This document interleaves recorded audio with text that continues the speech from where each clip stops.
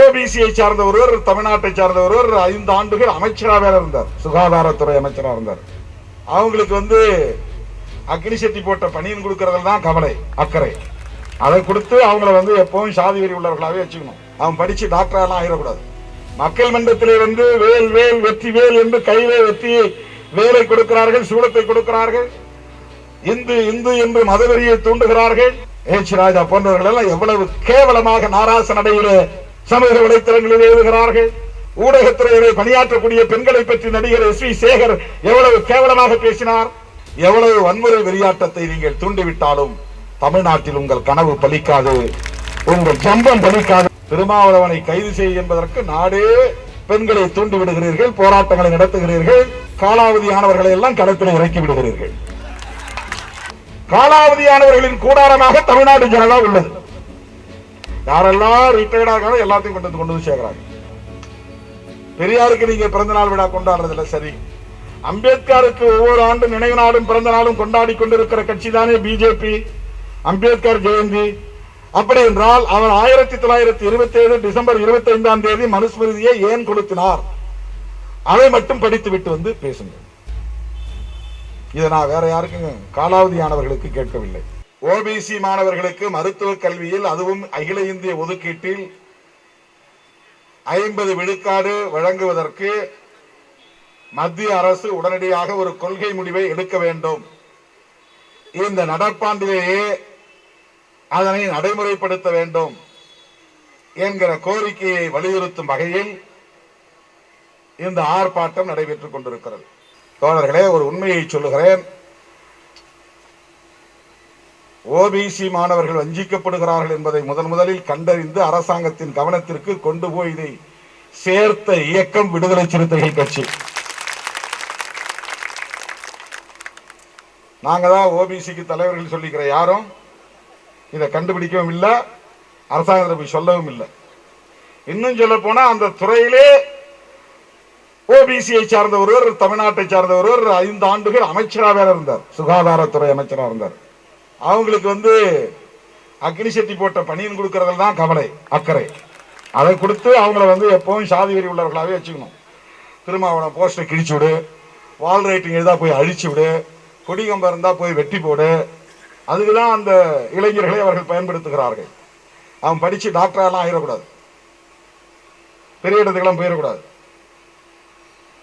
இந்தியாவில் எந்த ஓபிசி தலைவரும் இதை கண்டுபிடிக்கவில்லை, இந்த கோரிக்கை எழுப்பவில்லை. முதலாக இதை கண்டறிந்து இந்த கோரிக்கையை எழுப்பிய இயக்கம் இந்தியாவிலேயே விடுதலை சிறுத்தைகள் கட்சி மட்டும்தான். அடித்து சொல்லுவோம். வேற கட்சியை விட எங்க கட்சி பெரிய கட்சிங்கிறதுக்காக இல்லை, அப்படி கிளைம் பண்ண. நான் எங்களுடைய கான்சியஸ் சமூக நீதி கான்சியஸ், சோசியல் ஜஸ்டிஸ் கான்சியஸ், சமூக நீதியின் பால் எங்களுக்கு அக்கறை இருக்கிற காரணத்தினால் இதை செய்தோம். அப்படி என்றால் எஸ்சி எஸ்டி நிலை என்ன என்று நீங்கள் கேட்கலாம். எஸ்சி எஸ்டிக்கு ஏற்கனவே அந்த அகில இந்திய ஒதுக்கீட்டில் இடஒதுக்கீடு நடைமுறையில் இருக்கிறது. எனவே அதை கேள்வி எழுப்ப வேண்டிய தேவையில்லை. மக்கள் மன்றத்திலே வேல் வேல் வெற்றி வேல் என்று கையிலே வெற்றி வேலை கொடுக்கிறார்கள், சூளத்தை கொடுக்கிறார்கள். இந்து இந்து என்று மதவெறியை தூண்டுகிறார்கள். அவன் இந்துவை புண்படுத்தி விட்டான், இவன் இந்துவை புண்படுத்தி விட்டான், மருந்து போடுங்கள் என்கிறார்கள். நடிகர் சூர்யா காயப்படுத்தி விட்டார், சூர்யா மனைவி காயப்படுத்தி விட்டார், நடிகர் விஜய் சேதுபதி காயப்படுத்தி விட்டார், நெல்லை கண்ணன் காயப்படுத்தி விட்டார், இன்னைக்கு திருமாவளவன் காயப்படுத்தி விட்டார். வேலை தூக்குங்கள், சூளத்தை தூக்குங்கள். இப்படி அந்த மாணவர்கள் மத்தியிலே, இளைஞர்கள் மத்தியிலே வெறியை தூண்டக்கூடிய இவர்கள் ஏன் தமிழ்நாடு பாரதிய ஜனதா கட்சியின் சார்பிலே போய் தமிழ்நாட்டு மாணவர்களுக்காக, ஓபிசி மாணவர்களுக்காக மோடியிடம் மனு கொடுக்க வேண்டியதுதானே? ஒரு சட்டம் இயற்ற சொல்லி வற்புறுத்த வேண்டியதுதானே? இந்த 2 ஆண்டுகளில் பிஜேபி இங்கு என்ன சாதனை செய்திருக்கிறது? இந்த வன்முறைகளை தவிர ஏச் ராஜா போன்றவர்கள் எல்லாம் எவ்வளவு கேவலமாக நாராச நடையிலே சமூக வலைத்தளங்களில் எழுதுகிறார்கள். திராவிட முன்னேற்ற கழக தலைவர் ஸ்டாலின் அவர்களின் குடும்பத்தை பற்றி எவ்வளவு இழிவாக பதிவு செய்தார். அவர் மீது என்ன எடப்பாடி அரசு நடவடிக்கை எடுத்திருக்கிறது? வழக்கு பதிவு செய்திருக்கிறதா? ஊடகத்துறையிலே பணியாற்றக்கூடிய பெண்களை பற்றி நடிகர் எஸ்.வி. சேகர் எவ்வளவு கேவலமாக பேசினார். அவர் மீது இதுவரையில் எஃப்ஐஆர் போடப்பட்டிருக்கிறதா? நடவடிக்கை எடுக்கப்பட்டிருக்கிறதா? கைது செய்திருக்கிறதா தமிழ்நாடு காவல்துறை, சென்னை மாநகர காவல்துறை? தொடர்ந்து எவ்வளவு மோசமாக விமர்சித்துக் கொண்டிருக்கிறார்கள். திடீரென்று போய் திருவள்ளுவர் சிலைக்கு காவி துணியை போர்த்துகிறார்கள். பெரியார் சிலையிலே காவி சாயத்தை ஊற்றுகிறார்கள். அம்பேத்கர் சிலையிலே காவி சாயத்தை ஊற்றுகிறார்கள். இதுதான் பிஜேபியின் சோசியல் சர்வீஸா? இதுதான் சமூக தொண்டா? இதுதான் அந்த மக்களின் நலன்களை பாதுகாக்கிற செயல்களா? எப்படியாவது இங்கே மதவெறியை தூண்டிவிட்டு மத அடிப்படையில் மக்களை பிளவுபடுத்தி அரசியல் ஆதாயம் தேடலாம் என்று கனவு காணுகிறார்கள். அவர்களுக்கு விடுதலை சிறுத்தைகளின் சார்பில் சொல்லிக்கொள்ள கடமைப்பட்டிருக்கிறோம். நீங்கள் என்ன உத்திகளை கையாண்டாலும், என்ன சூது சூழ்ச்சிகளை கையாண்டாலும், எவ்வளவு வன்முறை வெறியாட்டத்தை நீங்கள் தூண்டிவிட்டாலும் தமிழ்நாட்டில் உங்கள் கனவு பலிக்காது, உங்கள் ஜம்பம் பலிக்காது என்பதை தெரிவித்துக் கொள்ள கடமைப்பட்டிருக்கிறோம். ஆணவத்தோடு சொல்லவில்லை, ரியாலிட்டி அதுதான், கிரவுண்ட் ரியாலிட்டி அதுதான். வடமாநிலங்களிலே நீங்கள் பரப்பியதை போல வன்முறைகளை தூண்டிவிட்டு, மதவெறியை தூண்டிவிட்டு இங்குள்ள மக்களை மாய்மாலத்தில் வீழ்த்தி விடலாம் என்று கனவு காணாதீர்கள். தமிழ்நாட்டில் விவரம் அறிந்தவர்கள், சமூக நீதி உணர்வாளர்கள், இது பெரியார் மண் என்பதை மறந்து விடாதீர்கள். சமூக நீதிக்கான மண். ஏன் ஓபிசி ரிசர்வேஷன் சம்பந்தமாக இதுவரையில் ஒரு வார்த்தை கூட நீங்கள் பேசவில்லை? இந்த ஆண்டு மாணவர்களுக்கு 550 பேர் எம்பிபிஎஸ் பறிபோகிறது, 280 பேர் பிடிஎஸ் பறிபோகிறது. இவர்களுக்கெல்லாம் நீங்கள் இந்த இடஒதுக்கீட்டை மீட்டு தருவதற்கு என்ன உத்தியை வைத்திருக்கிறீர்கள்? என்ன போராட்டத்தை நடத்தி இருக்கிறீர்கள்? திருமாவளவனை கைது செய்ய என்பதற்கு நாடே பெண்களை தூண்டி விடுகிறீர்கள், போராட்டங்களை நடத்துகிறீர்கள், காலாவதியானவர்களை எல்லாம் களத்தில் இறக்கி விடுகிறீர்கள். ஸ்பென் போர்சஸ் ஆங்கிலத்திலே சொல்வார்கள், ஸ்பென் போர்சஸ். அவங்கவுங்க ஃபீல்ட்ல அவங்கவுங்க ரிட்டையர்ட் ஆன பிறகு வேற ஏதாவது ஒரு ஃபீல்டு எடுத்துக்கோங்க, வரட்டும். அவங்க ஃபீல்ட்ல அவங்க எக்ஸ்பர்ட் தான், நமக்கு ஒன்றும் தெரியாது. சினிமாவை பத்தி என்ன கேட்டா எனக்கு என்ன தெரியும்? எனக்கு ஒன்றும் தெரியாது.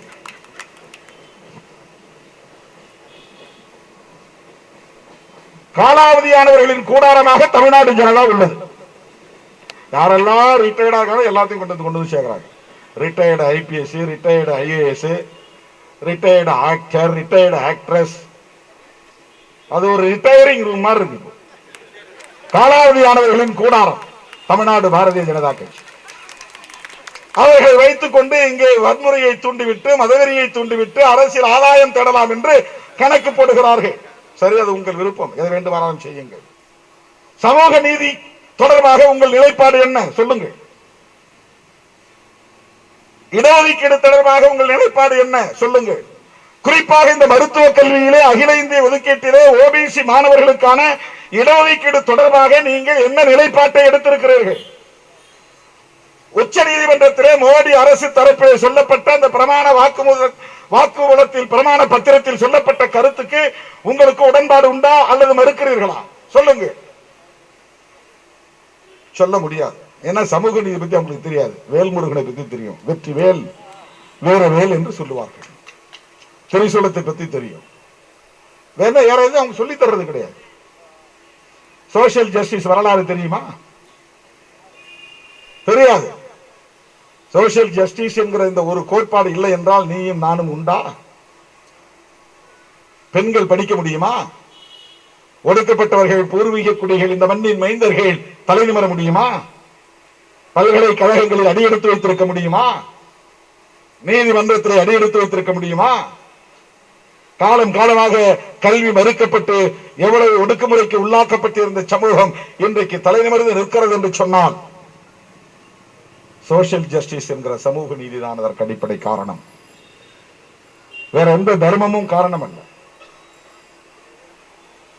ஆகவே ஓபிசி ரிசர்வேஷன் பறிக்கப்படுகிறது. சமூக நீதி தொடர்பாக பேசுகிற எவராலும் மனுஸ்மிருதியை பற்றி பேசாமல் இருக்க முடியாது. நமக்கு என்ன பைத்தியமா பிடிச்சிருச்சு? 2000 3000 வருஷத்துக்கு முன்னால எழுதின நூலை பற்றி இன்னைக்கு பேசணும்னு. நமக்கு என்ன தேவை இருக்கிறது? எல்லோரும் கேட்கிறார்கள், நீ கிறிஸ்தவத்தை பத்தி பேசுவியா, முஸ்லீமை பத்தி பேசுவியா? நான் என்ன கிறிஸ்டியனா என்ன, நான் முஸ்லீமா என்ன? எனக்கு என்ன தெரியும் முஸ்லீமை பத்தி, கிறிஸ்தவத்தை பத்தி? அதுல என்ன சட்டம் இருக்கு, என்ன கஸ்டம்ஸ் இருக்குன்னு எனக்கு எப்படி தெரியும்? அது தெரிஞ்சுக்க வேண்டிய தேவை எனக்கு என்ன இருக்கு? இந்த சமூகம் என்னை ஒரு இந்து என்று சொல்லுகிறது. நான் வைத்திருக்கிற சான்றிதழ் எனக்கு இந்து என்று சான்றிதழ் அளிக்கப்பட்டிருக்கிறது. இதே ஒரு சோசியல் ஆர்டர் இருக்கிறது. அந்த ஆர்டர்ல எனக்கு இங்க வன்கொடுமைகள் இழைக்கப்படுகின்றன. ஆகவே இதை பற்றி பேச வேண்டிய தேவை வருகிறது. நான் என்ன ரிசர்ச் ஸ்காலர் ஸ்டூடெண்டா என்ன? பிஹெச்டி ரிசர்ச் பண்ணிட்டு இந்த மதம் என்ன சொல்லுது, அந்த மதம் என்ன சொல்லுது, இந்த மதம் என்ன சொல்லுது அப்படின்னு கம்பேரிட்டிவ் ஸ்டடி பண்றதுக்கு? அம்பேத்கர் ஒரு இந்துவா இருந்ததால் தான் அவர் மனுஸ்மிருதியை படித்தார். பெரியார் ஒரு இந்துவாக இருந்ததால் தான் அவர் மனுஸ்மிருதியை எரித்தார். மகாத்மா ஜோதிராவ் பூலே ஒரு இந்துவாக இருந்ததால் தான் அவர் மனுஸ்மிருதியை பற்றி விமர்சனம் செய்தார். எல்லோரும் அந்த காலத்தில் முன்னோர்கள் செய்த போராட்டங்கள் ஒன்றும் விடுதலை சிறுத்தைகள் புதிதாக பேசவில்லை. கொச்சைப்படுத்த வேண்டும் என்பதல்ல நம்முடைய நோக்கம். இந்தியாவிலேயே பெண்களுக்கு 50 விழுக்காடு இடஒதுக்கீடு வேண்டும் என்று கேட்கிற ஒரு இயக்கம் விடுதலை சிறுத்தைகள் கட்சி. We are for women empowerment. வலிந்து வலிந்து பெண்கள் அமைப்புகளை நாங்கள் தேடி அவர்களுடைய உரிமைகளுக்காக எங்கள் சாலிடாரிட்டியை நாங்கள் வெளிப்படுத்துகிறோம். பெண்களின் உரிமைகளுக்காக குரல் கொடுக்கிறோம். கல்வி, வேலைவாய்ப்பு போன்றவற்றில் பெண்களுக்கான முன்னுரிமை தேவை என்பதை தொடர்ந்து வலியுறுத்தி வருகிறோம். கட்சி அதிகார பதவிகளில் பெண்களுக்கான முன்னுரிமையை தருகிறோம். ஒட்டுமொத்தமாக பெண்களுக்கு எதிராக திருமாவளவன் பேசிவிட்டான் என்று சொல்லுகிறார்கள். இப்ப என்ன ரெலவன்சி என்று கேட்கிறார்கள். நான் திடீர்னு இப்படி ஒரு மேடையில பேசல, ஒரு மாநாட்டில் பேசல, ஒரு இன்டர்வியூல சொல்லல. அது ஒரு செமினார். இப்ப அது வெப்சைட்ல நடக்கிறதுனால அதுக்கு வெபினார்னு பேரு. வெபினார் அது European Periyar Ambedkar studies circle ஒருங்கிணைத்த ஒரு நிகழ்ச்சி. செப்டம்பர் 17 பெரியாருடைய பிறந்த நாள். ஆனா அவங்க செப்டம்பர் 27 நடத்தினாங்க. 26, 27, 27, 28 2 நாள் நடந்தது. முதல் நாள் நிகழ்வில் ஐயா வீரமணி அவர்கள் கலந்து கொண்டு துவக்கி வைத்து பேசினார். பல தலைவர்கள் பேசினார்கள், ஸ்காலர்ஸ் பேசினாங்க. இரண்டாவது நாள் நிகழ்வுல காலையிலிருந்து யார் யாரோ பேசினாங்க. திராவிட முன்னேற்ற கழகத்தினுடைய மக்களவை உறுப்பினர் கனிமொழி அவர்கள் கூட கலந்து கொண்டு பேசினார். நான் எதுலையுமே அதுல இணைய முடியல. எனக்கான நேரம் சொல்லுங்க, அப்ப மட்டும் நான் வரேன்ட்டு போனேன் உள்ள. அதுக்கு முன்னாடி பேசியதை நான் கேட்கவில்லை. எனக்கு பின்னாடி யார் பேசினார் என்பது எனக்கு தெரியாது. அவர்கள் இன்விடேஷன்ல என் பேர் எங்க போட்டிருக்காங்கன்னு தெரியாது. எனக்கு என்ன தலைப்புன்னு கூட நான் பார்க்கல. அந்த நேரம் போன் பண்ணி நான் என்ன தலைப்புல பேசணும்னு கேட்டேன். அப்ப அவர் சொன்னாரு, பெரியார் அண்ட் இந்தியன் பாலிடிக்ஸ். அது வாஸ்ட் சப்ஜெக்டாக ஸ்பெசிபிக்கா என்ன பேசணும், பெரியார் அண்ட் சோசியல் ஜஸ்டிஸ் பேசுங்க, இல்ல பெரியார் அண்ட் ஃபெமினிசம் பேசுங்க, இதான் சொன்னாங்க. எனக்கு இந்த ப்ரிப்பரேஷன் பண்ற வழக்கம்லாம் கிடையாது. குறிப்பெடுத்து வச்சுட்டு பேசுற வழக்கம் எனக்கு கிடையாது. நான் பாட்டுக்கு எக்ஸ்டம்போரா பேசினேன். அப்போ ஒரு இன்டர்பிரேஷன், அவ்வளவுதான். அது ஒரு விளக்கம். மனுஸ்மிருதி சமஸ்கிருதத்தில் எழுதப்பட்டது, பல மொழிகளில் மொழியாக்கம் செய்யப்பட்டிருக்கிறது. தமிழிலும் இருக்கிறது, ஆங்கிலத்திலும் இருக்கிறது. புரட்சியாளர் அம்பேத்கர் அவர்களை பொறுத்தவரையில் இந்த ஒரிஜினல் சோர்ஸ் என்னன்னு தான் பார்ப்பாரு, ஒரிஜினல் ரிசோர்ஸ் என்னன்னு தான் பார்ப்பாரு. அதுக்காகவே அவர் சமஸ்கிருதம் படித்தார். சமஸ்கிருதம் படித்து சமஸ்கிருத நூல்களை கற்றவர். அதுதான் வேற எந்த தலைவருக்கும் இல்லாத சிறப்பு புரட்சியாளர் அம்பேத்கருக்கு உள்ள சிறப்பு. அவர் டிரான்ஸ்லேஷனை படிச்சுட்டு அதோட அப்படி நின்ற ஆள் கிடையாது. அதனுடைய ஒரிஜினல் சோர்ஸ் என்னன்னு தேடிக்கிட்டே போவார். அப்ப அது இன்னொரு மொழியில இருக்கு, இன்னொரு மொழியில இருக்குன்னா அதை படிச்சாகணும். அதுக்காக சான்ஸ்கிரிட்டை கத்துக்கிட்டாரு. வடமொழி கத்துக்கிட்டவங்களுக்கு, இந்தி மராத்தி கத்துக்கிட்டவங்களுக்கு சான்ஸ்கிரிட் படிக்கிறது ஈஸி. ஏன்னா சான்ஸ்கிரிட்டுக்கு ஸ்கிரிப்ட் கிடையாது, எழுத்து கிடையாது. அதுக்கு அதுக்கு வந்து தேவநாகரி ஸ்கிரிப்ட்னு ஒரு இந்தி எழுத்தை தான் அவங்க பயன்படுத்துறாங்க. அது கிட்டத்தட்ட அரபு மொழி தான், அரபுக்கான ஸ்கிரிப்ட் தான். உருது தான் அங்க இருக்கும் பெரும்பாலும். உருதுவும் அதுவும் கிட்டத்தட்ட ஒரே மாதிரி இருக்கும். தேவநாகரி ஸ்கிரிப்ட்னு அது சொல்றாங்க. அதனால அதை படிக்கிறது ஈஸி. மராத்தி படிச்சவங்க ஹிந்தி படிப்பாங்க ஈஸியா, ஹிந்தி படிக்கிறவங்க உருது ஈஸியா படிப்பாங்க. இதெல்லாம் கத்துக்கிட்டவங்க சான்ஸ்கிரிட்டையும் ஈஸியா படிக்க முடியும். புரட்சியாளர் அம்பேத்கர் அவர்களுக்கு சமஸ்கிருதம் படிப்பதிலே பெரிய சிக்கல் எழவில்லை. படித்தார், ஆத்திரப்பட்டார், நீதிக்கு வந்தார். 1927 டிசம்பர் 25 அதை தீயிட்டு கொளுத்தினார். ஏன் கொளுத்தினார்னு படிங்க. அம்பேத்கருக்கு ஜெயந்தி கொண்டாடுறீங்களா? அம்பேத்கர் வந்து இந்துக்களின் தலைவர் என்று சொல்லுகிறீர்கள் அல்லவா? அவர் கிறிஸ்தவத்தை தேர்வு செய்யல, அவர் இஸ்லாத்தை தேர்வு செய்யல. அதெல்லாம் வந்து விதேசி மதங்கள். பௌத்தங்கிறது சுதேசி மதம், இந்தியாவில் தோன்றிய மதம், இந்து மதத்தின் ஒரு கிளை. அதனால்தான் புரட்சியாளர் அம்பேத்கர் அவர்கள் பௌத்தத்தை தேர்ந்தெடுத்தார். அவர் எந்த இடத்திலும் இந்து மக்களை குறை சொல்லவில்லை. இது எவ்வளவு பெரிய அண்ட புழுகு, ஆகாச புழுகு. இந்தியாவிலே சனாதனத்தை எதிர்த்து தனது இறுதி மூச்சு வரையில் மூர்க்கமாக எதிர்த்த ஒரு போராளி உண்டு என்றால் அது புரட்சியாளர் அம்பேத்கர் அவர்கள்.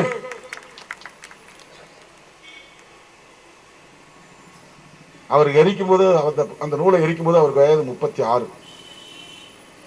அதுக்கு 10 வருஷத்துக்கு முன்னாடியே வந்து கொலம்பியா பல்கலைக்கழகத்தில் படிச்சுட்டு இருக்கும்போது 25 வயசுலேயே அவர் வந்து இந்தியாவில் சாதிகள் ஒரு பெரிய அனாலிசிஸ் புத்தகத்தை எழுதி வெளியிட்டு இருக்கிறார்.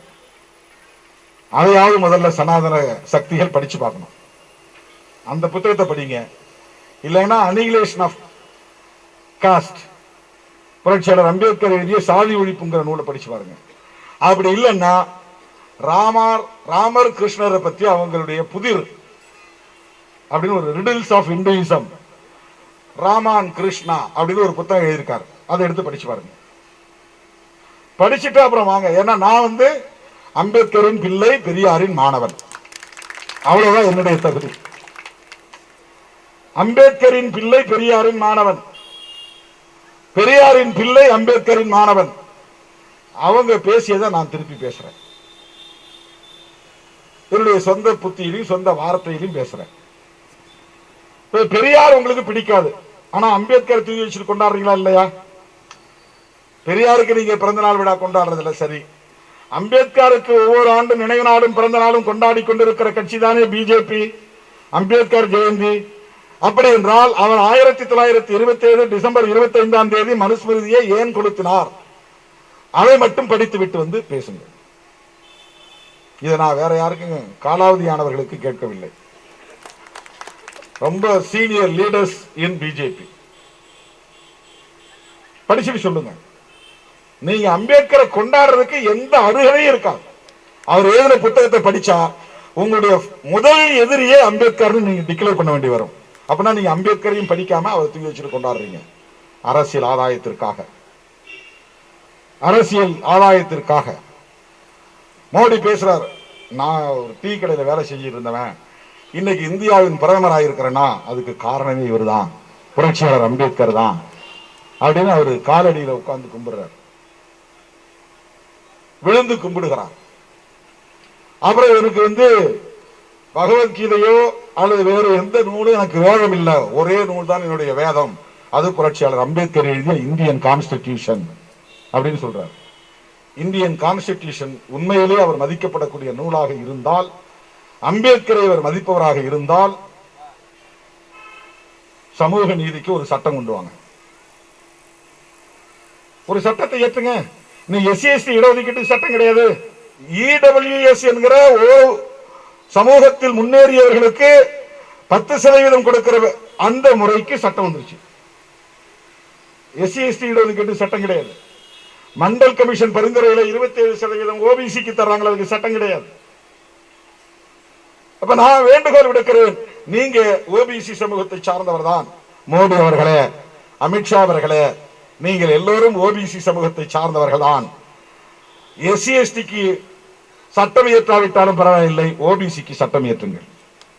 உங்களுடைய வேண்டுகோள் விடுக்கிறேன். அல்லது அம்பேத்கரை மதிப்பதாக இருந்தால் ஒட்டுமொத்தமாக இடஒதுக்கீட்டுக்கு ஒரு சட்டம் கொண்டு வாங்க. செய்வார்களா? இங்கதான் தோழர்களே அரசியல் நுட்பம் இருக்கிறது. தமிழகத்தில் 7400 எம்பிபிஎஸ் சீட் இருக்கிறது. ஒரு ஆண்டுக்கு 7400 பேர் சேர்ந்து படிக்க முடியும். மொத்த இருக்கைகளின் எண்ணிக்கை அவ்வளவுதான். ஒவ்வொரு கல்லூரிக்கும் எத்தனை இடங்கள் என்று அரசு தீர்மானிக்கிறது. அரசு மருத்துவக் கல்லூரிகள் இருக்கின்றன, தனியார் மருத்துவக் கல்லூரிகள் இருக்கின்றன. தனியார் மருத்துவக் கல்லூரியிலேயே நிகர்நிலை பல்கலைக்கழகங்கள் இருக்கின்றன, டீம்டு யூனிவர்சிட்டிஸ். எம்ஜிஆர் மருத்துவ பல்கலைக்கழகத்தின் கீழ் அனைத்து அரசு மருத்துவக் கல்லூரிகளும் இயங்குகின்றன. ஒரு மருத்துவக் கல்லூரிக்கு விருப்பம் போல் மாணவர்களை சேர்த்துக் கொள்ள முடியாது. அவரிடத்திலே கட்டமைப்பு வசதிகள் இருந்தால் கூட மத்திய அரசாங்கம் இதற்கென்று இருக்கிற மெடிக்கல் கவுன்சில் ஆஃப் இந்தியா அது ஆண்டுதோறும் ஒரு கல்லூரியில் எவ்வளவு மாணவர்களை சேர்த்துக் கொள்ள முடியும் என்பதை குறித்து அனுமதி வழங்கும். அதிகபட்சம் 100 இடங்கள். டீம்டு யூனிவர்சிட்டி என்றால் 200 இடங்கள். அவர்களின் கட்டமைப்பு வசதியை பெருக்கினால் இடங்களை உயர்த்தி தருவார்கள். என்ன கட்டமைப்பு வசதி? வகுப்பறைகள் இருக்க வேண்டும், ஆய்வு அகங்கள் அதாவது லெபரேட்டரிஸ் இருக்க வேண்டும், போதிய பேராசிரியர்கள் நியமிக்கப்பட வேண்டும், ஆபரேஷன் தியேட்டர்ஸ் இருக்க வேண்டும். கல்லூரியிலேயே மற்ற இதர வசதிகள் அனைத்தும் இருந்தால் அதை பார்த்தால் அதில் அரசு உடன்பட்டால் அவர்களுக்கு அனுமதி வழங்குவார்கள். இப்படி எல்லா மாநிலங்களிலும் உண்டா என்றால் எல்லா மாநிலங்களிலும் கிடையாது. தமிழ்நாட்டில் இருப்பதை போல மகாராஷ்டிராவிலே உண்டா, அல்லது உத்தரப்பிரதேசத்திலே உண்டா, அல்லது சின்ன சின்ன வடகிழக்கு மாகாணங்களில் உண்டா, அசாம், பூட்டான், சிக்கிம் இந்த மாதிரியான மாநிலங்களிலே உண்டா? கிடையாது. இந்தியாவிலேயே அதிகமான கல்வி நிறுவனங்களை கொண்ட மாநிலம் என்கிற பட்டியலில் தமிழ்நாடு முதல் 3 இடத்திலே இடம்பெற்றிருக்கிறது. அந்த அளவுக்கு பொறியியல் கல்வி நிறுவனங்களும் அதிகம் உண்டு, மருத்துவ கல்வி நிறுவனங்களும் அதிகம் உண்டு. அரசு மருத்துவக் கல்லூரிகள், தனியார் மருத்துவக் கல்லூரிகள் மொத்தம் 49 கல்லூரிகள் இருக்கின்றன என்று நான் கருதுகிறேன். அந்த மருத்துவக் கல்லூரிகளுக்கு அரசு அனுமதித்திருக்கிற இடங்களின் எண்ணிக்கை 7400. இதில் 1998 என்று கருதுகிறேன். அந்த காலகட்டத்தில் உச்ச நீதிமன்றத்திலிருந்து ஒரு வழக்கிலிருந்து ஒரு டைரக்ஷன் கொடுக்கிறார்கள். என்ன டைரக்ஷன் என்றால், மருத்துவக் கல்லூரிகளே இல்லாத மாநிலங்கள், அந்த மாநிலங்களை சார்ந்த மாணவர்கள் மருத்துவம் படிக்க விரும்பினால் பிற மாநிலங்களில் போய் விண்ணப்பிக்க வேண்டும். அப்படி பிற மாநிலங்களில் விண்ணப்பிக்கிற போது பல கல்லூரிகளில் இடம் கிடைப்பதில்லை. அந்த உள்ளூர் மாணவர்களுக்கு அதிகம் கொடுக்கிறார்கள். ஆனால் இந்தியா ஒரே தேசம். வளர்ச்சியடைந்த மாநிலங்களில் மருத்துவக் கல்லூரிகள் அதிகம் இருக்கிற காரணத்தால் வளர்ச்சியடையாத மாநிலங்களில் மருத்துவக் கல்லூரிகள் இல்லாத மாநிலங்களில் இருக்கிற மாணவர்களுக்கு மருத்துவம் படிக்கிற வாய்ப்பை ஏற்படுத்தி தர வேண்டும் என்பதற்காக உச்ச நீதிமன்றம் தந்த வழிகாட்டுதல் என்னவென்றால், ஒவ்வொரு மாநிலத்திலிருந்தும் எத்தனை இடங்கள் அவர்கள் வைத்திருக்கிறார்களோ அதில் 15% இடத்தை ஆல் இந்தியா கோட்டா என்கிற பெயரில் வழங்க வேண்டும். அவங்களே கொடுத்துடணும், விருப்பப்பட்டு கொடுக்கணும். Voluntary, not mandatory. சட்டப்படி கொடுத்தாக வேண்டும் என்கிற கட்டாயம் இல்லை. ஒவ்வொரு மாநிலமும் மருத்துவக் கல்லூரிகளின் இருக்கைகளின் அடிப்படையில் 15% ஆல் இந்தியா கோட்டா என்கிற அகில இந்திய தொகுப்புக்கு வழங்க வேண்டும். 100 இடம் இருந்தா 15 இடம் கொடுத்துடணும். 1000 இடம்னா எவ்வளவு? 150 இடம். அப்ப 7400க்கு எவ்வளவு வருது? 7 × 150 பெருக்கிங்க. அப்படியே 700 700 7350 1050 இடங்களுக்கு மேல வருது. அப்போ ஒரு 1050 இடங்கள் அகில இந்திய கோட்டாவுக்காக தமிழ்நாட்டு மாணவர்கள் மருத்துவக் கல்லூரி இடங்களில் இருந்து 1100 இடத்தை நாம் கொடுக்கிறோம் என்று சொன்னால் அந்த 1100 50% எங்க தமிழ்நாட்டு மாணவர்களுக்கே பயன்பட வேண்டும். தாருங்கள். இதுதான் தமிழக அரசுடைய கோரிக்கை, தமிழ்நாட்டு மக்களுடைய கோரிக்கை, விடுதலை சிறுத்தைகளின் கோரிக்கையும் அதுதான். அப்ப ஒரு ஆண்டுக்கு 550 இடங்கள் 50% எடுத்துக்கொண்டால் 550 இடங்கள் தமிழ்நாட்டை சார்ந்த ஓபிசி மாணவர்களுக்கு வழங்க முடியும். அதே போல பிடிஎஸ் பல் டாக்டர், அது தமிழ்நாட்டிலே மொத்தம் 29 கல்லூரிகள் இருக்கின்றன. அந்த 29 கல்லூரிகளில் 2873 சீட்ஸ் தான் மொத்தமே. பிளஸ் டூல படிக்கிறவங்க 1.5 லட்சம் பேர் பரீட்சை எழுதுறான். அதுல நீட்டுக்கு எத்தனை லட்சம் பேர் எழுதுறான் பாருங்க. 11.5 லட்சம் பேர் பிளஸ் டூல மொத்தம் எழுதுறது. அது நீட்டுக்கு எழுதுறவங்க பல லட்சம் பேர். ஆனா இருக்கிற இடம் மொத்தமே எம்பிபிஎஸ் சீட்டு 7400 தான்.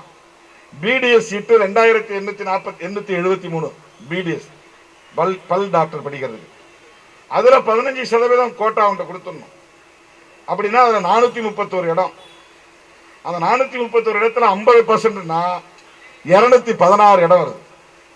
அப்ப இந்த ஆண்டு மோடி அரசாங்கம் 50% ஓபிசி மாணவர்களுக்கு அந்த ஆல் இந்தியா கோட்டாவில் சேர்த்துக் கொள்ளலாம் என்று ஒப்புதல் தந்திருந்தால், உச்ச நீதிமன்றம் தீர்ப்பு வழங்கி இருந்தால் 550 பேர் எம்பிபிஎஸ்க்கு எக்ஸ்ட்ரா போவான். யாரு? ஓபிசி. எஸ்சியை பத்தி நான் பேசல, எஸ்டியை பத்தி பேசல.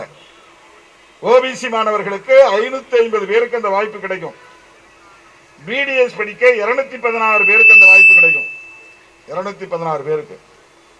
ஆனால் கிட்டத்தட்ட ஒரு 700-800 பேருக்கான வாய்ப்பை யார் பறித்தது? இந்துக்களின் பாதுகாவலர்கள் என்று சொல்லிக் கொள்ளுகிற, பீத்திக் கொள்ளுகிற சனாதன கும்பல் பறித்து விட்டது. எஸ்சி எஸ்டிக்கு, ஷெட்யூல் காஸ்ட் ஷெட்யூல் டிரைப்ஸ் மாணவர்களுக்கு அகில இந்திய ஒதுக்கீட்டில் கடந்த சில ஆண்டுகளாக 4-5 ஆண்டுகளாக அது நடைமுறையில் இருக்கிறது. ஏற்கனவே அது வஞ்சிக்கப்பட்டது. அதன் பிறகு எஸ்சி எஸ்டிக்கு கொண்டு வந்துட்டாங்க. ஆல் இந்தியா கோட்டாவில் எஸ்சி எஸ்டிக்கு ரிசர்வேஷன் இருக்கு, ஓபிசிக்கு இல்ல.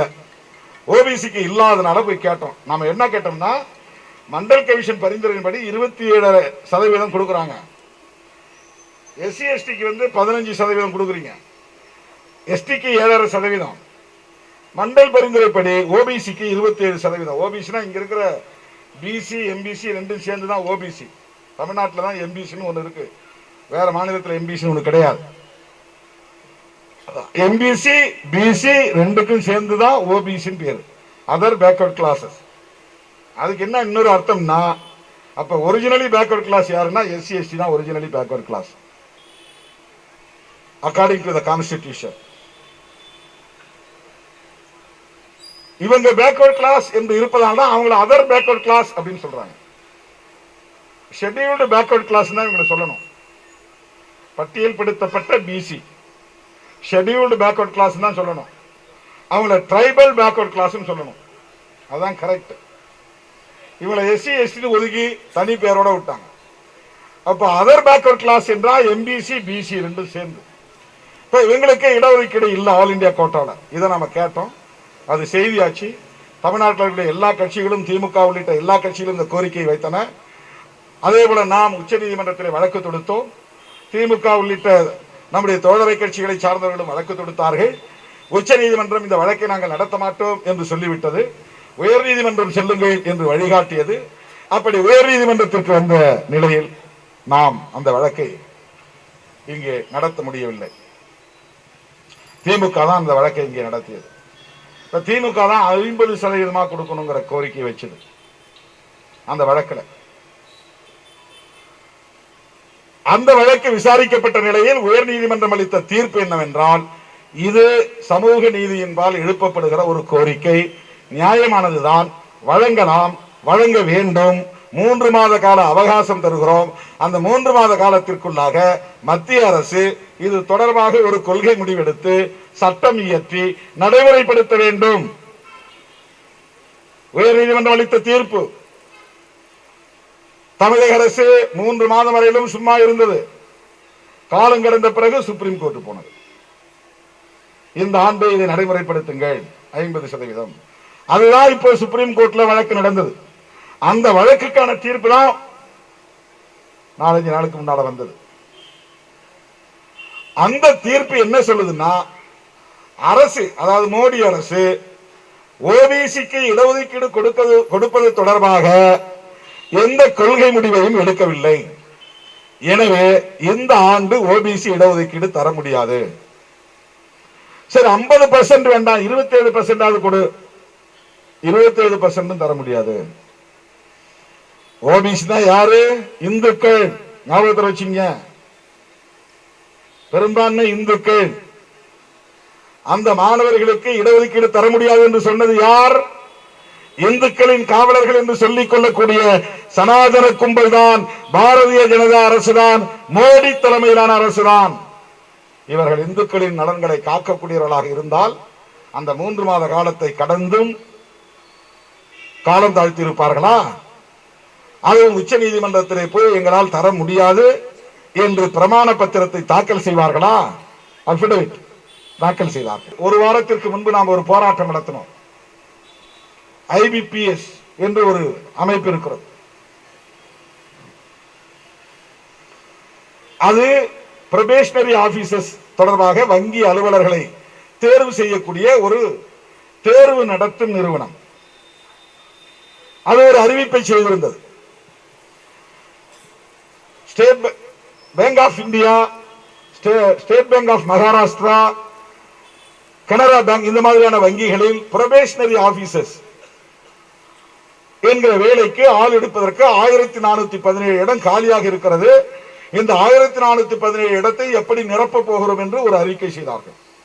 என்ன அறிக்கை செய்தார்கள் என்றால், எஸ்சி ரிசர்வேஷன் 15க்கு பதிலாக 13%, எஸ்டி ரிசர்வேஷன் 7.5க்கு பதிலாக 6%, அதுல 1.5% எடுத்துக்கிட்டான். இதுல 15ல 13 கொடுத்துட்டு 2% எடுக்கிறான். திருடுறான், அதுல இருந்து திருடுறான், எடுக்கிறான், பறிக்கிறான். ஓபிசி ரிசர்வேஷன்ல இருந்து 27ல இருந்து 6% எடுக்கிறான். அதுல 6, எஸ்சில 2 8, எஸ்டில 1 9, பொது கேட்டகரி ஜெனரல் கேட்டகரியில இருந்து ஒரு 0.5 ஒரு 0.5% எடுத்து 10% யாருக்கு கொடுக்கறான்னா, economically weaker sections from forward communities, முன்னேறிய சாதியில் பொருளாதாரத்தில் நலிவடைந்த பிரிவினருக்கு 10% இடஒதுக்கீட்டை தர ஓபிசி ரிசர்வேஷன்ல இருந்து 6% எடுக்கிறான். 6% எடுப்பதன் மூலம் 81 பேருடைய வாய்ப்பு பறிபோகிறது. ஓபிசி வந்து 81 பேர் ப்ரொபேஷனரி ஆபீசர் ஆகக்கூடிய வாய்ப்பு பறிக்கப்படுகிறது. இதையும் முதலில் கண்டறிந்து இதற்காக போராட்டம் நடத்திய இயக்கம் விடுதலை சிறுத்தைகள் கட்சி. தோழர்களே, அகில இந்திய அளவில் இந்த இடஒதுக்கீட்டை பறித்ததை கண்டித்து வீதிக்கு வந்து மக்களை திரட்டி இப்படி அடிவயிறு வலிக்க கத்தி போராட்டம் நடத்திய இயக்கம் விடுதலை சிறுத்தைகள் கட்சி மட்டும்தான் இந்தியாவிலேயே.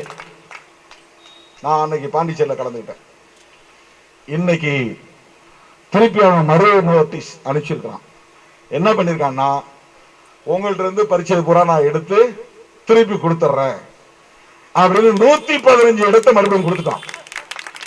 இப்ப ஓபிசி மாணவர்களுக்கு 81 இடங்களை மீட்டு தந்த இயக்கம் எது? விடுதலை சிறுத்தைகள் கட்சி.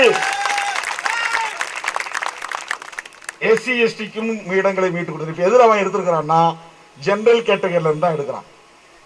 50% ஜெனரல் கேட்டகரி, அதை கை வைக்க கூடாது. 50 தூக்கி அப்படி வச்சிரு. மிச்சம் 50ல எஸ்சிக்கு 15, எஸ்டிக்கு 7.5, ஓபிசிக்கு 27.5. இதான் 50% கணக்கு.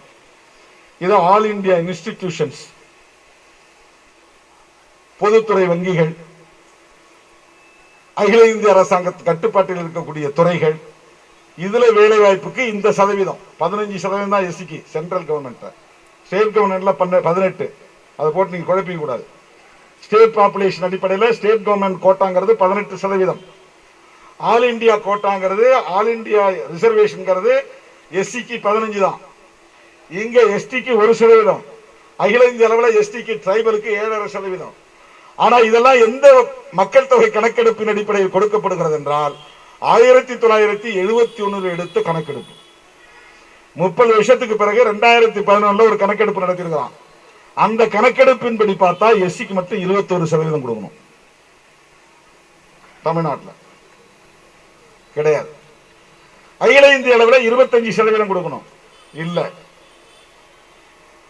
எஸ்டிக்கு கிட்டத்தட்ட 8.25%, 9% கொடுக்கணும். 1971 பாப்புலேஷன் அந்த சென்சஸ் அடிப்படையில் தான் இடஒதுக்கீட்டை இன்னைக்கு நடைமுறைப்படுத்திருக்கோம். இதுவே பெரிய ஹம்பக், இதுவே பெரிய ஏமாற்று வேலை, இதுவே பெரிய மோசடி. இதெல்லாம் கடந்து நாம் நிற்கிறோம்.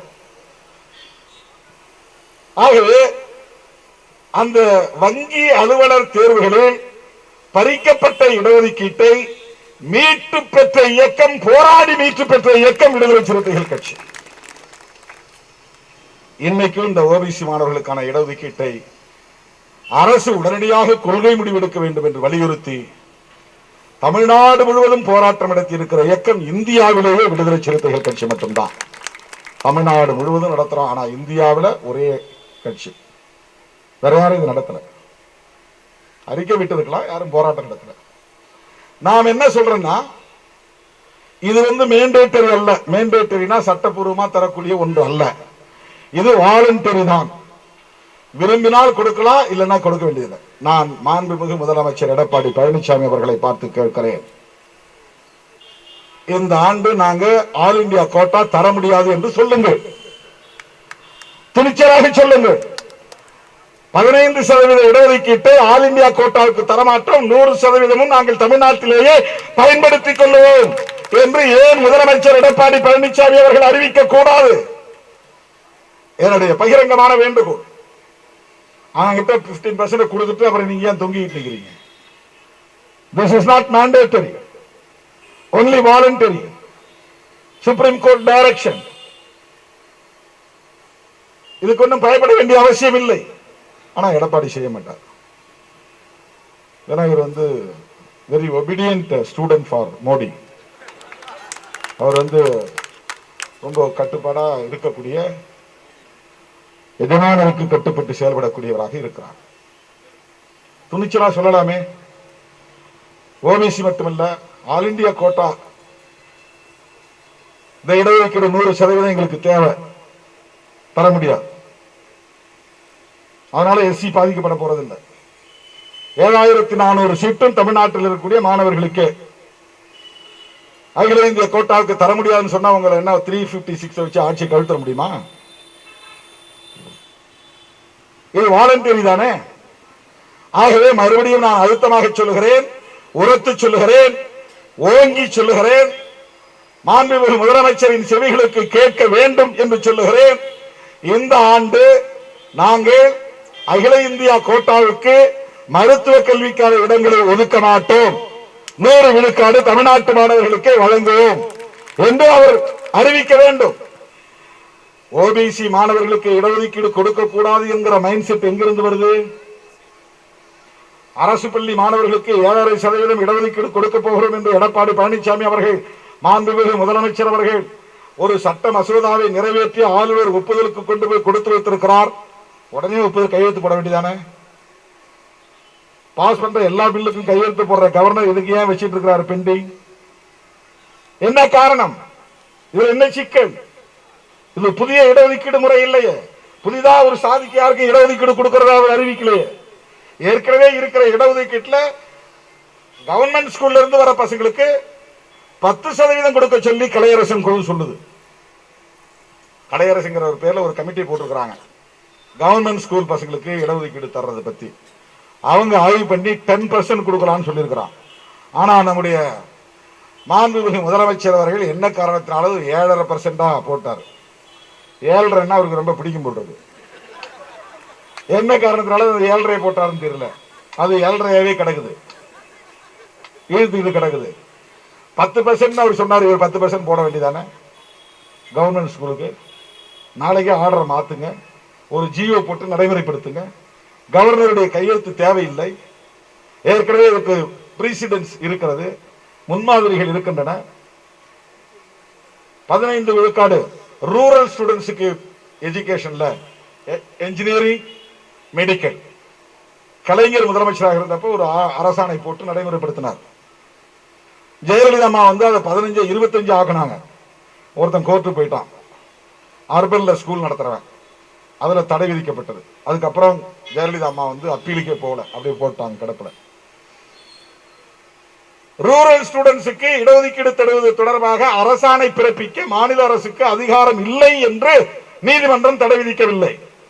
ரூரல் ஸ்டூடெண்ட்ஸ் எப்படி பாதிக்கப்படுறாங்கிறத நீ ப்ரூவ் பண்ணல, அதனால தடை விதிக்கிறேன்னு தடை விதிச்சிட்டான். இப்ப கவர்மெண்ட் ஆர்டர் போடுறதுக்கு அரசாங்கத்துக்கு அதிகாரம் இருக்கிறது. இப்ப நீங்க 7% தானே உங்களுக்கு பிடிச்சிருக்கு, 7% ஒரு ஜியோ பாஸ் பண்ணிட்டு நாளைக்கு அப்ளை பண்ணுங்க, அதை இம்ப்ளிமெண்ட் பண்ணுங்க, நடைமுறைப்படுத்துங்க. எல்லாம் நாடகம். ஏன் கவர்னர் கையெழுத்து போடல? கவர்னருடைய மைண்ட் செட் இடஒதுக்கீடுனாலே அலர்ஜி, சமூக நீதி என்றாலே மறுப்பு, மறுதளிப்பு கூடாது, இவர்களை எம்பவர் பண்ணக்கூடாது, தலித் எம்பவர் ஆகக்கூடாது, விமன் எம்பவர் ஆகக்கூடாது, ஓபிசி என்கிற சூத்ராஸ் எம்பவர் ஆகக்கூடாது. இதான் மைண்ட் செட். இவங்களுக்கு எங்கிருந்து இந்த மைண்ட் செட் உருவானது? காலம் காலமாக இந்த மண்ணிலே போதிக்கப்பட்டு வருகிற மனுஸ்மிருதி தான், அதனுடைய போதனைகள் தான் காரணம். ஆகவேதான் நாம் சொல்லுகிறோம், இது பெண்களுக்கு எதிராக இருக்கிறது, தலித்துகளுக்கு எதிராக இருக்கிறது, பெரும்பான்மை இந்துக்களாக இருக்கிற ஓபிசி மக்களுக்கும் எதிராக இருக்கிறது.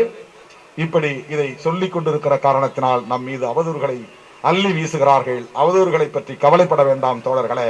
சமூக வலைத்தளங்களில் தனிப்பட்ட முறையிலே அவர்கள் தரத்துக்கு கீழே இறங்கி விமர்சிக்க வேண்டாம், எழுத வேண்டாம்.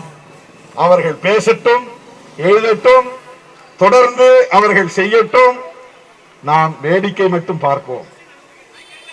சமூக வலைத்தளங்களிலே பதிலடி கொடுக்கிறோம் என்கிற பெயரால் நம்முடைய தரத்தை தாழ்த்திக் கொள்ள வேண்டாம் என்று கேட்டுக்கொண்டு, ஓபிசி மாணவர்களுக்கான இடஒதுக்கீட்டை வழங்குவதற்கு மைய அரசு உடனடியாக கொள்கை முடிவெடுக்க வேண்டும் என்பது எங்கள் கோரிக்கை.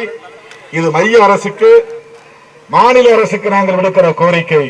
மைய அரசு அந்த முடிவெடுக்காவிட்டால் இந்த ஆண்டு 100 விழுக்காடு தமிழ்நாட்டு மாணவர்களுக்கு மருத்துவ கல்வி இடங்களை நிரப்புவோம் என்று மாண்புமிகு முதலமைச்சர் அறிவிக்க வேண்டும் என்கிற வேண்டுகோளை விடுத்து விடைபெறுகிறேன். நன்றி, வணக்கம். பாரதிய ஜனதால இருக்க நீங்க வாங்க, காயத்ரி ரகுராம் வரட்டும், சீரியல் நடிகை ஜெயலட்சுமி வரட்டும், இன்னும் சொல்ல போனா அந்த சிரிப்பு நடிகர் எஸ்வி சேகரை கூப்பிட்டுக்கங்க, மனநோயாளி எச்ராஜாவை கூப்பிட்டுக்கங்க, எல்லாரும் சேர்ந்து உட்கார்ந்துக்கிட்டு ஒரு 5 பேர் வந்து, நிறைய பேர் வேணாம், நாங்க மட்டும் தனியா, நான் மட்டும் இருக்கேன், அக்கா சுந்தரவள்ளி இருக்காங்கன்னா நிறைய பேர் இருக்காங்க பெண்கள், நாங்கள் முற்போக்காளர்கள் வந்து உட்கார்றோம், மனு தர்மத்துல என்ன தப்பு இருக்குன்றத நாங்க